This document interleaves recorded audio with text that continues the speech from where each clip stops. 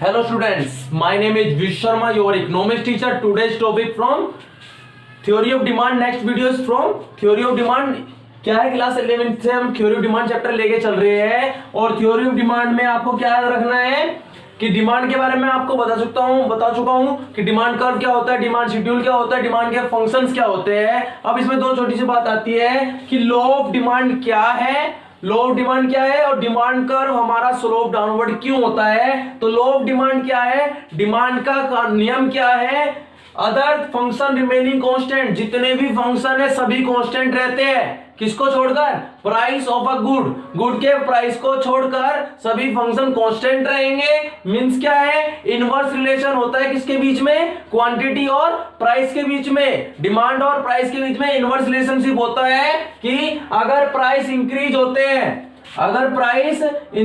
तो डिमांड हमारी डिक्रीज होती है, प्राइस डिक्रीज होते हैं तो डिमांड इंक्रीज होती है। इसको बोलते हैं इनवर्स रिलेशन कि अगर प्राइस बढ़ रहे हैं तो डिमांड घटेगी, प्राइस घट रहे हैं तो डिमांड बढ़ेगी। इसको बोलते हैं लॉ ऑफ डिमांड। ग्राफ से देख सकते हो आप कि मैंने डिमांड कर्व बनाया है। जब P प्राइस था तो हम Q क्वांटिटी डिमांड कर रहे थे, हमारा प्राइस P1 हो गया, यानी कि नीचे की तरफ आया, घट चुका है। प्राइस घटने की वजह से हमारी डिमांड इंक्रीज हो गई, Q1 अब हम डिमांड कर रहे हैं, यानी कि P प्राइस पर Q डिमांड कर रहे थे और P1 प्राइस पर हम Q1 डिमांड कर रहे हैं। तो यहां पर प्राइस बढ़ने से डिमांड इंक्रीज हो गई, प्राइस घटने से डिमांड इंक्रीज हो गई है। इसको बोलते हैं law of demand. Law of demand में याद रखना है एक्सेप्शंस होते हैं, मैंने पहले बताया था other function are remaining constant. Other function कौन कौन से बच गए, price of related good, income of the consumer, taste and preference और एक्सपेक्टेशन। ये चार हमारे पास बच चुके हैं। ये चारों क्या होते हैं, डू नॉट चेंज, ये इनमें कोई चेंजमेंट नहीं आता, डू नॉट चेंज। और ये क्या होते हैं, कांस्टेंट होते हैं, इनमें कोई चेंजमेंट नहीं आता, तब हमारा लॉ ऑफ डिमांड चलता है। अब अगली बात आती है कि अगर हमारे प्राइस घटते हैं तो डिमांड इंक्रीज क्यों होती है, प्राइस घटने से डिमांड हम बढ़ाते क्यों है। दूसरी चीज स्लोप डाउनवर्ड, जो डिमांड कर्व है हमारा, मान लेते हैं ये डिमांड कर्व है, नीचे की तरफ क्यों जा रहा है, डिमांड कर्व डाउनवर्ड स्लोप क्यों है।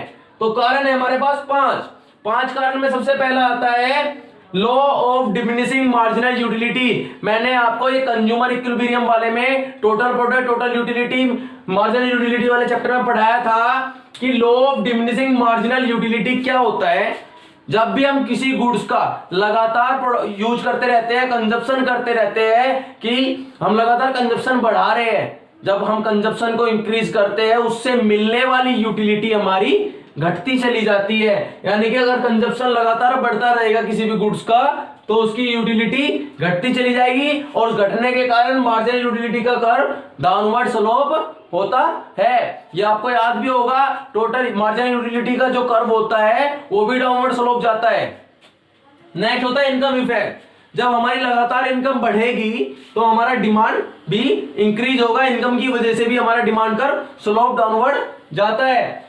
सब्स्टिट्यूशन इफेक्ट क्या है कि अगर हमारे कॉफी के प्राइस इंक्रीज हो रहे हैं तो हमारी टी की डिमांड बढ़ जाएगी ना। कॉफी के प्राइस, सब्स्टिट्यूट गुड्स के प्राइस अगर इंक्रीज होते हैं तो डिमांड हमारी इंक्रीज होती है जिस प्रोडक्ट को हम खरीद रहे हैं।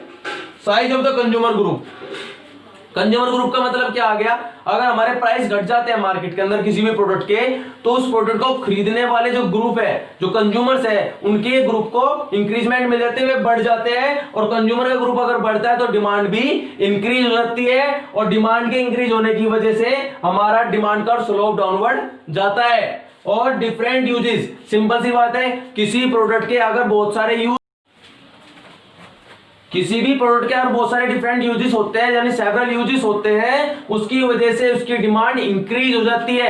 यानी कि सिंपल सी बात है, एक चीज को खरीदकर हम बहुत सारे यूज कर सकते हैं तो उसकी डिमांड ऑब्वियसली इंक्रीज होनी है। तो डाउनवर्ड स्लोप के कारण ये है कि मार्जिनल यूटिलिटी घटती रहती है अगर उसका कंजप्शन हम बढ़ाएं। सिंपल सी बात है, किसी भी प्रोडक्ट की अगर डिमांड बढ़ा रहे हैं तो उसका कंजप्शन इंक्रीज कर रहे हैं, कंजप्शन इंक्रीज कर रहे हैं तो उसकी मार्जिनल यूटिलिटी घटती रहती है और घटने के कारण डिमांड कर स्लोप डाउनवर्ड जाता है, इनकम हमारी बढ़ती है, डिमांड भी इंक्रीज होती है। और सब्स्टिट्यूशन इफेक्ट क्या है, किसी सब्स्टिट्यूट गुड्स का प्राइस इंक्रीज होता है तो उसके जो सब्स्टिट्यूट गुड दूसरा है उसका एक डिमांड इंक्रीज हो जाती है।